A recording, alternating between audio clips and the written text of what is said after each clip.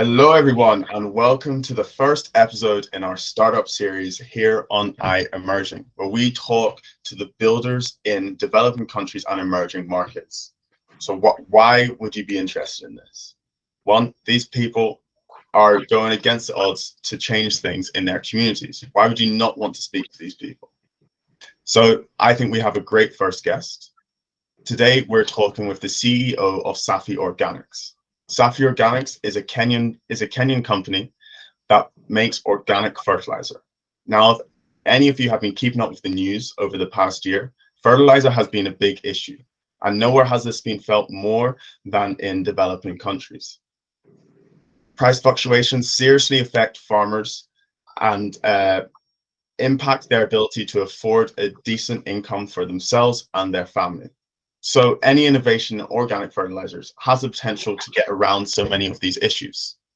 I think this is going to be a very interesting conversation. I'm really looking forward to it, and I hope you guys will enjoy it. So without further ado, here is the CEO of Safi Organics, Samuel Rigi.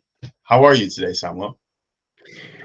Doing some good, Saran, and hello everyone. It's great to be here today. That's great. That's great. So first of all, can you just tell us a little bit about you and the team at Safi Organics? Samuel is a humble entrepreneur who believes that the world should be better and we should live a better world for our children. Because I grew up in rural areas, and one afternoon with my grandmother in the field, she said words I'll never forget. Son, 20 years ago, we were harvesting double of what we harvested today. I'm afraid in future there'll be no food from this land for you and your children. And it turns out she was right. So here I am today trying and living to solve that problem for smallholder farmers because we believe if they can increase their yield, then definitely we'll have a better world.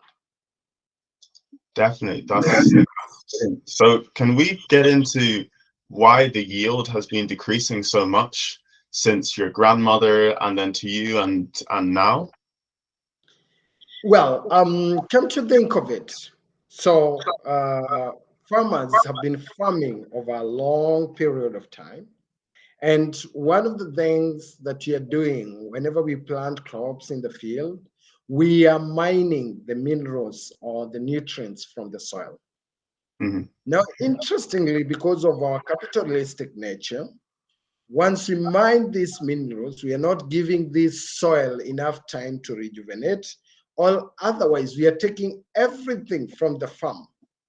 So, what happens? Their nutrient levels decline. So, the other thing that you have seen adoption of mechanization. So, kind of, we are turning the soil and keep turning the soil, which in the long run, we are exposing this soil to the sun, leading to evaporation of the moisture, losing the moisture content of the soil. So Mhm. once that is lost, the soil becomes degraded in its own way. Finally, I would say we are using inputs. Talk about the chemicals that you're using, whether it's the fungicides or others, which are killing the beneficial microorganisms in the soil, making because these microorganisms are the ones that help rejuvenate these soils through decomposition, encouraging decomposition. Once we kill these microorganisms, we have killed that soil literally. And finally, we have adopted use of fertilizers. But a very funny incident is in Africa, smallholder farmers are not really in a position or are not wealthy enough to buy the right fertilizers. So what happens is that millions of them buy the cheapest of these fertilizers that is available to them, which in the long run acidifies their soil, leading to degradation of those soils, which finally leads to decreased productivity. Okay, that's very interesting, and it's very interesting that you highlighted three areas of farming that many people would associate with progress. So, for example, mechanization.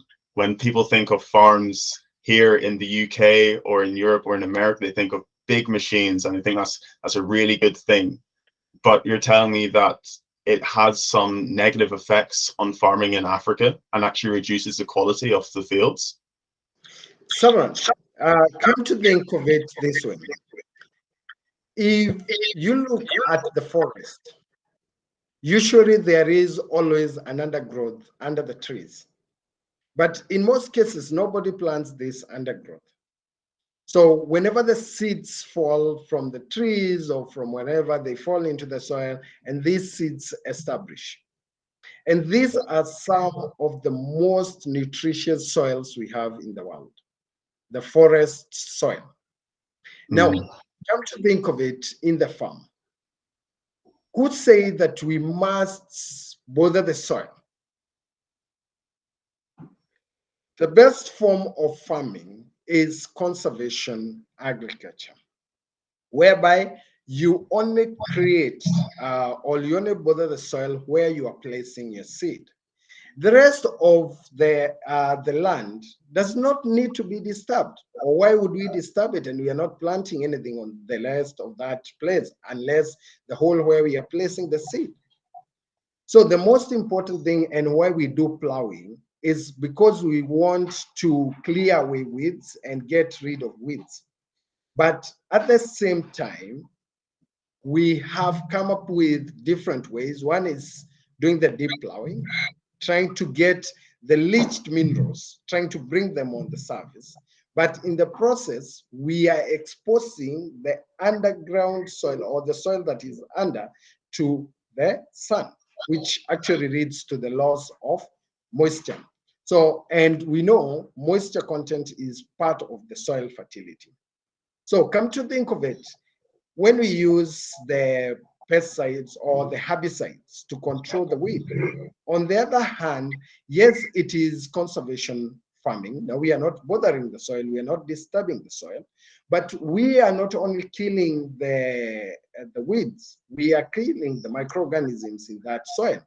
So yes, one, we have maintained the soil structure, which is very important and it's something recommendable, but killing the microorganism, on the other hand, is not very recommendable. But we still can make use of these weeds that are in the farm, because the moment we cut down this weed and place it as a mulch, then it becomes something threat. And we have seen farms. There is one farm that is doing what they call farming God's way, mainly being practiced in South Africa. And they have converted hectares, thousands of hectares of land, which was not agricultural usable, to very healthy and very recreative farming land. So currently producing almost maximum yield compared to previously, which was not producing. And the idea behind it, don't disturb the soil, and then whatever is produced, that is the maize stalks, you leave them in the farm to rot and add manure to that soil. So at the end of the day, conservation farming, to me, is one of the key ways to look into a sustainable farming model. Okay, that's okay. So I'm getting the idea that the conservation method is just for long-term produce is much better option than what we do here in or what we want to bring to you in Africa, what many people try to bring to you in Africa from the West, where we say turn up all the soil, put all the fertilizer on, and you will get lots of food for maybe 1, 2, 3, maybe in 10 years. But after that, the return just diminishes. Am I understanding? Yes, that's true. And once the returns start diminishing, we shift from that farm. We look for another better farm to farm. So kind of leaving vast of land that have been degraded on our trail, which is not something really good. Okay, that's very interesting. It's very interesting. So how does your product um get around so many of these issues that we've talked about? Perfect. So what happens in Safi Organics, having looked at all these issues, we thought this is unacceptable and we need to rewrite this story. So we use technology designed together with the MIT to small scale and decentralize fertilizer production process, making it possible for the first time for fertilizers to be produced in local villages. And the good thing is, our fertilizers are soil specific because we understand the soils in which we are working with within these villages. So, well, how exactly do we do this? So, we take the farmer's crop residue, pass it through our pyrolysis technology, which we own. Once we have that, we grind it and dose it with nutrients, and then finally, we distribute this through the agrovets and the agro shops. And our fertilizer brand, Safi Organic Fertilizers, helps farmers increase their yield by 30%. And the good thing is carbon negative. It's carbon negative and it increases the yield by 30%. Right.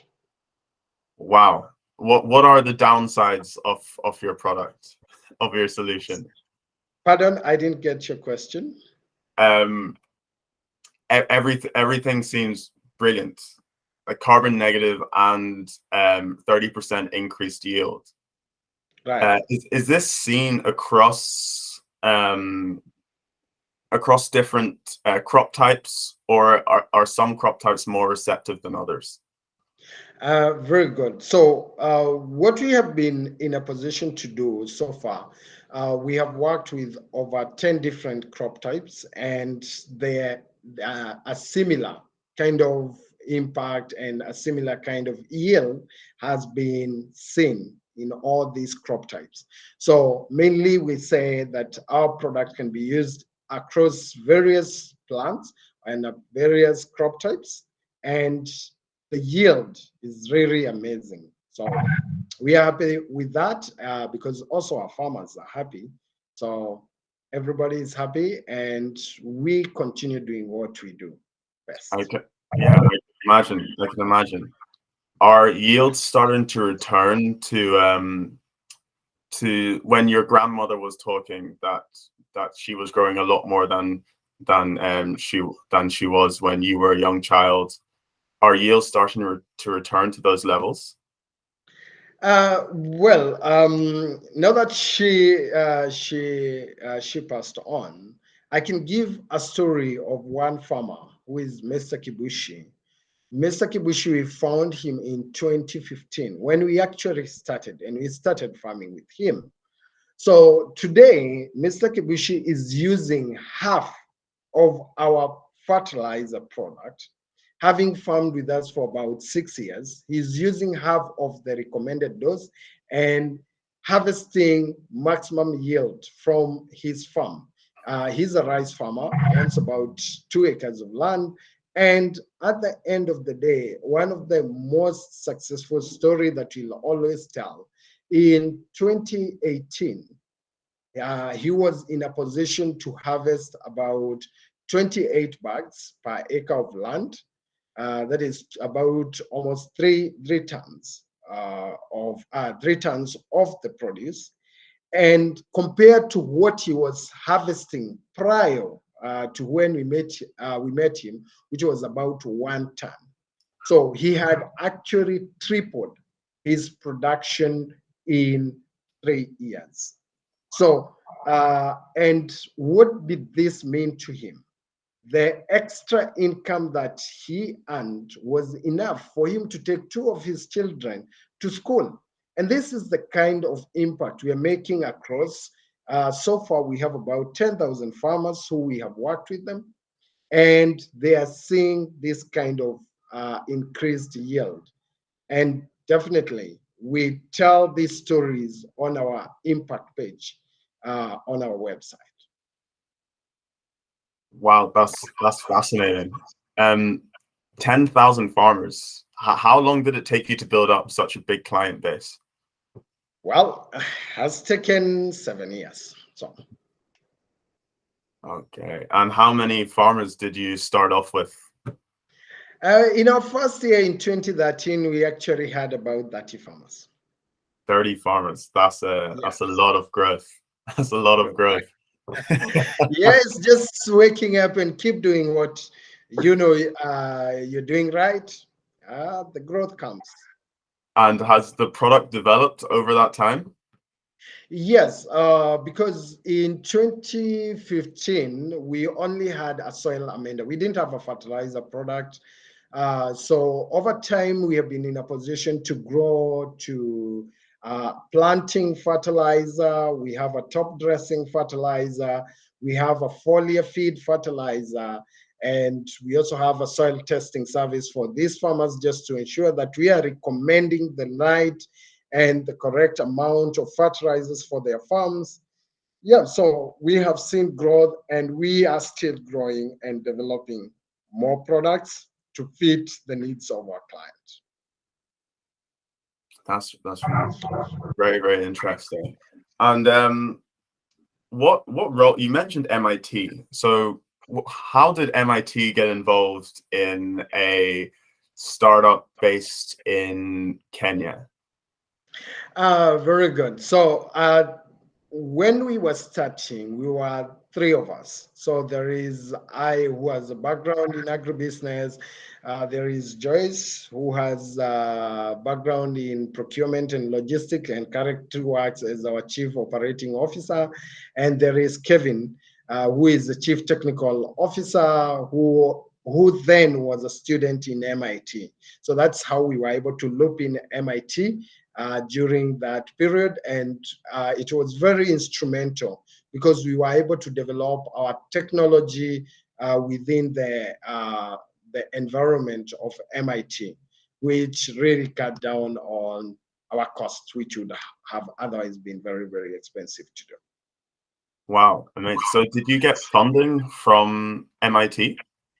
Yes, we did, and a lot of support, both business-wise and technically, regarding the technology. And is MIT still involved? Currently not very much involved. However, the license or the patent, the first patent that we filed, definitely belongs to MIT. So, but we did work out for an exclusive distribution kind of agreement. So at the end of the day, though MIT is not currently very much involved, but currently we are working with Cornell University more so on testing the efficacy of our products in the field. So this one thing that we value. We value the research organizations and partners, and we are looking into ways in which we can make our product better by partnering with them and working around bringing better technology to the farmer. Because at the end of the day, the farmer needs to get the best. Yeah, yeah, definitely. And it seems like you have a lot of connections to the US. Is that just through the CTO, or do you also do fundraising over there, or do you find them in Kenya?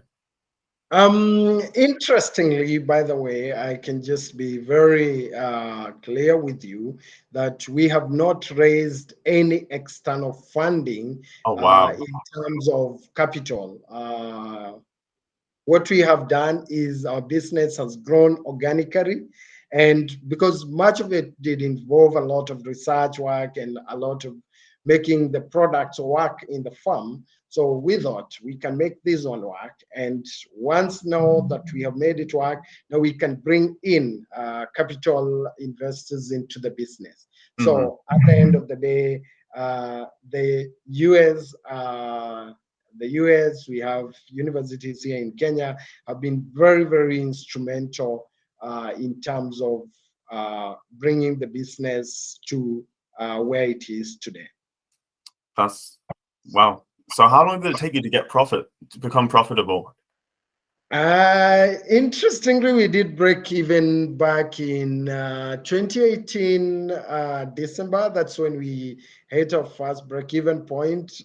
So since then, we have been on the profit side. So for the last 2019, 2020, 2021, and 2022. So for the last 4 years, we have been profitable. Wow. Okay. Okay. Yeah. And before that, was it just self-funded by you, Joyce, and Kevin? Yes, mainly that we were the main funders, although we have also from our work, we have attracted some funding from prize money as well as from a grant. Okay. Okay. Yeah. Cool. And so I'd really like to know more about your typical customers. Can you tell us more about the people that you work with? In terms of the client, Yes, the clients, yes. perfect. So mainly our client base composes of smallholder farmers, just like Mr. Kibushi, who mainly own less than 2 acres of land. And at the end of the day, what these farmers have seen over time, they have seen the degradation of their farm and the reducing productivity in their farm. And we come in with a value proposition that will help them restore their land to where it was, if not better.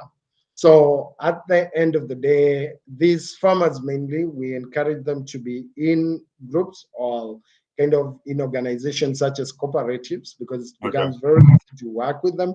And at the end of the day, though they might not have that good purchasing power, so kind of sometimes we come up with models that allow them to access finance to be in a position to get our fertilizer, and in the long run, they are able to farm and farm sustainably and get the maximum from their farm. Can you get into the models of finance that they use? So do they Uh, take debt or is it payments spread out over many months? so what happened initially? Let me just tell you the story from where we started to where we are. So initially, what's happening is we were giving these farmers fertilizer on credit, and then during the harvest they pay back. Now we realize there's definitely there will be smarter farmers who will try to outsmart you.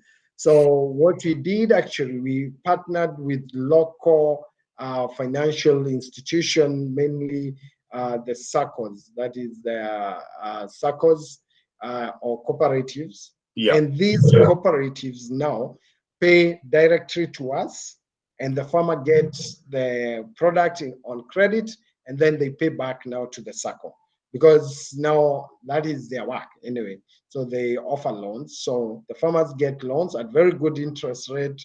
We are talking at about 12% per annum. So that's relatively a good interest rate currently in the market.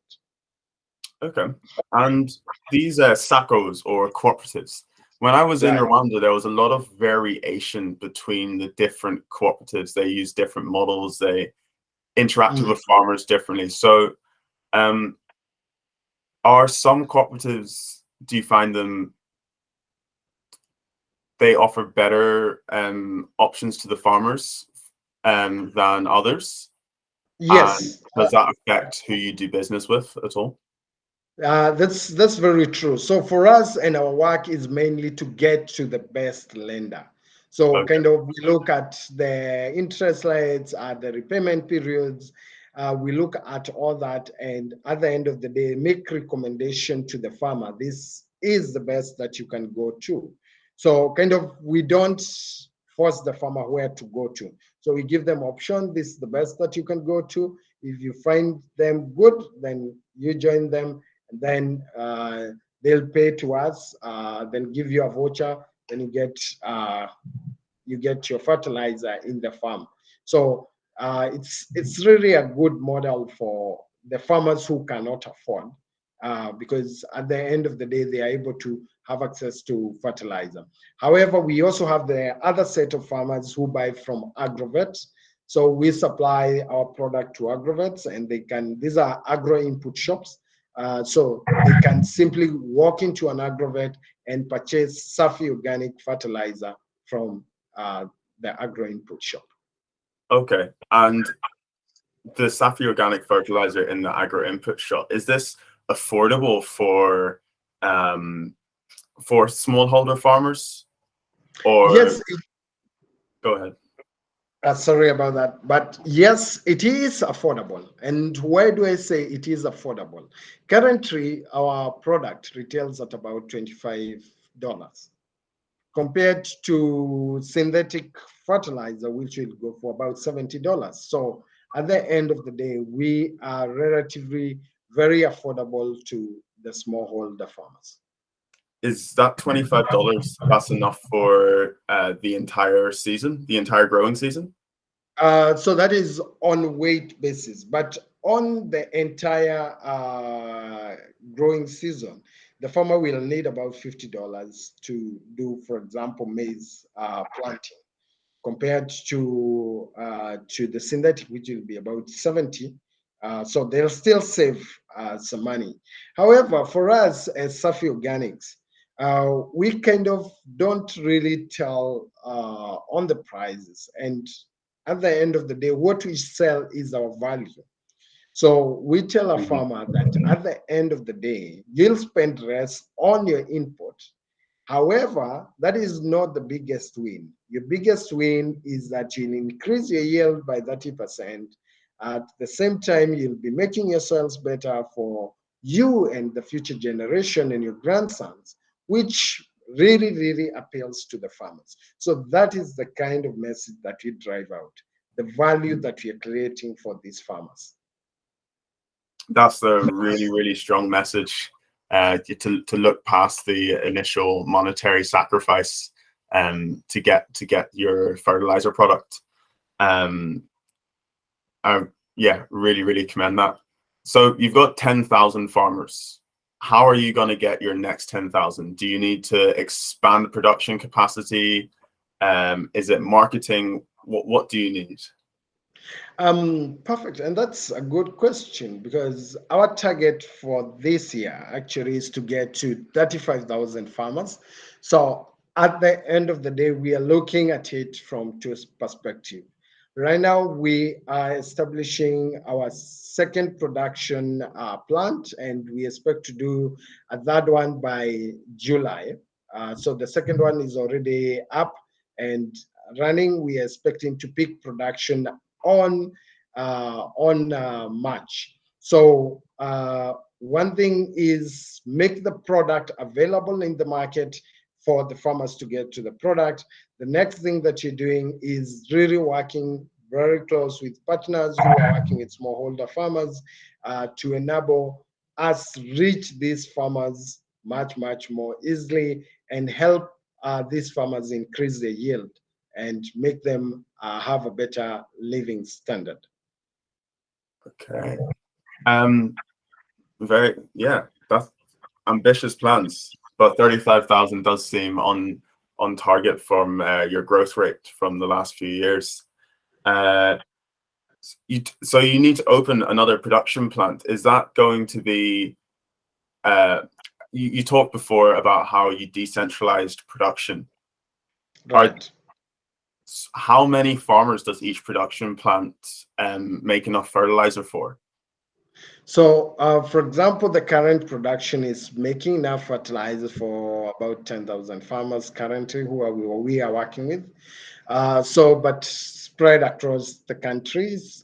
So we have some logistical cost which we want to cut, and Mhm. that's why our second plant we set it in Kisumu. That's about 300 kilometers from where we are.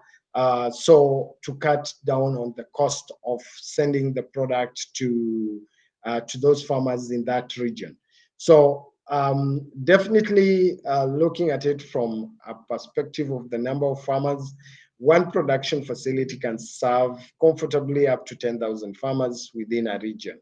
So yes, so with 3 production facilities, we do expect that we can comfortably serve 30,000 farmers within the different regions that we'll be in, and now with increased capacity in production, we can serve more.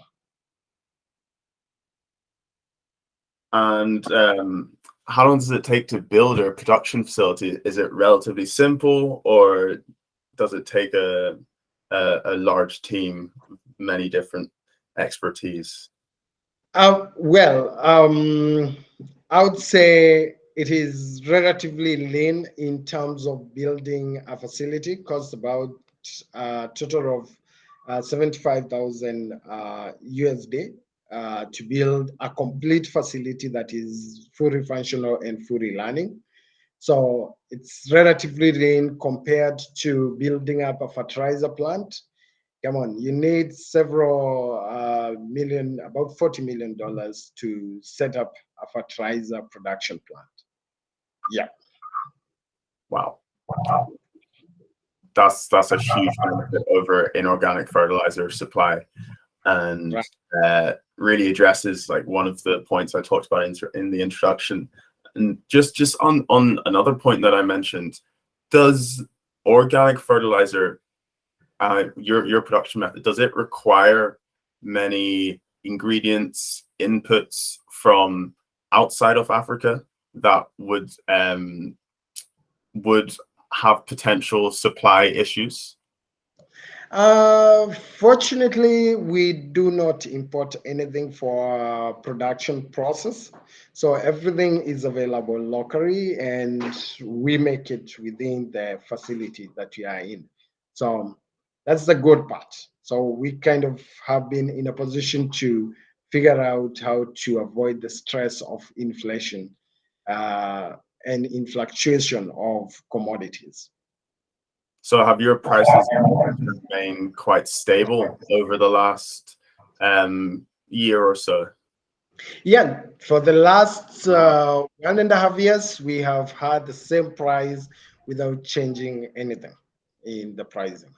Despite the fact that the inorganic fertilizer skyrocketed, we still remained at our usual price. Over the entire 10 years? No, over the last 1.5 years. We increased sorry. our price about 1.5 years ago. Okay. Yeah. Wow. Do you have any competition in this space? Are other companies trying to do anything similar? Yes, we have companies that are doing something similar. Talk of, for example, just to mention Synergy, which is doing composting and converting the waste, the market waste, to fertilizer. That's the main company that we would say that is doing this locally. We have imported organic fertilizers that are coming into the country, and the bionutrients. Those are also creating competition.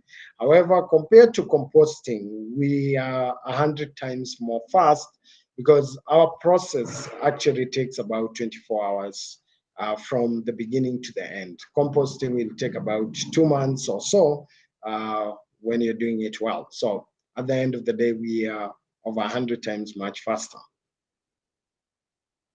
So you can make this product in 24 hours. Right. And it's made from the waste of farmers, and they bring it to you, and within 24 hours there's the fertilizer produced. 100%. Wow. That's amazing. That's amazing. Yeah, so yeah, that's the power of technology. Gosh. And do you pay the farmers for the waste that they bring? Yes, we pay $20 per ton. Okay, $20 per ton. Wow. This must have some applications in larger scale farming, because the yield increase and the sustainability. Have you had any interest from larger, not smallholder farms, companies that want to have some of this product? It's cheaper, it's more sustainable, it gives higher yields. There's not much to hate here. Right. I can just give you an example of the Komaza Forestry. It's an organization that is doing tree seedlings. And when we met them back in 2019, they really had a problem. They really wanted to achieve a target of 1 million tree seedlings every year. That was their target then. But they had a mortality rate of seedlings of about 30 to 36%. So when we met them and we had a conversation with them and how they have been affected and how they were looking for solutions, we told them we have a solution for you. And interestingly, when we gave them our product to use, because they used our product for the first time in 2020, the mortality rate reduced from 30% to actually below 1%. So literally, that is the magic the product can have. To below 1%. So very few trees died at all. Right. Gosh. And anything in food production? So in food production, we have one of the farms called VegPro. So over 2,000 acres of land. They're importing their products to the EU. So one of the things is that we are EcoCert certified, so we are able to supply them and grow with them mainly for the organic market. Wow. And what about countries outside of Kenya in Africa? Do you have any operations there? Again, people would want this. Yeah. So in terms of outside Kenya, one thing we tried in Tanzania in 2021 didn't work out very well. So we pulled back and we are re-strategizing on how to go back to Tanzania. However, we have something that is ongoing right now in India. So we have already started doing the field efficacy trials with the farmers, understanding the market. It's relatively a huge market in India. Yeah. However, the fertilizer is very highly subsidized. So we are trying to see how best we place ourselves in this market and still make an impact. So at the end of the day, we are in Kenya and India. We have operations in the two countries. And are you seeing the same benefits from your fertilizer in India as well? Right. Yes. That's why we are still in that, because in India we started in 2020. Okay. Though the growth there, the registration processes and everything has been a bit slower, but yes, there is very, very positive and promising future in the market. That's a huge opportunity, and yeah, sounds like something Safi Organic can really grow through. That's very exciting for you. Very exciting. So just to finish up, this has been a great conversation. We've covered a lot of points. Do you have any other startups in your area or in Africa that you want to shout out because they're doing really interesting, amazing work?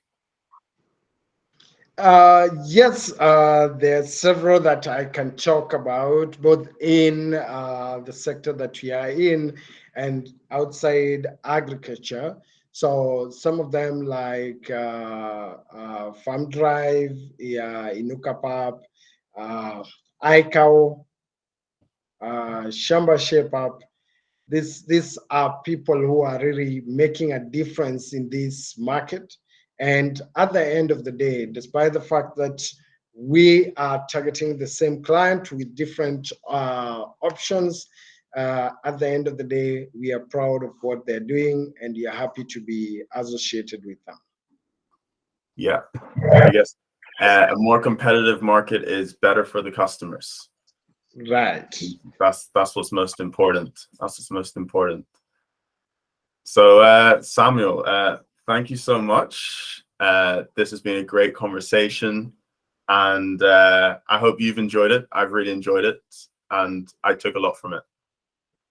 Thank you very much. I really appreciate this, Saran. It's really amazing, and we always say it's really good to tell our story. We love telling our story, and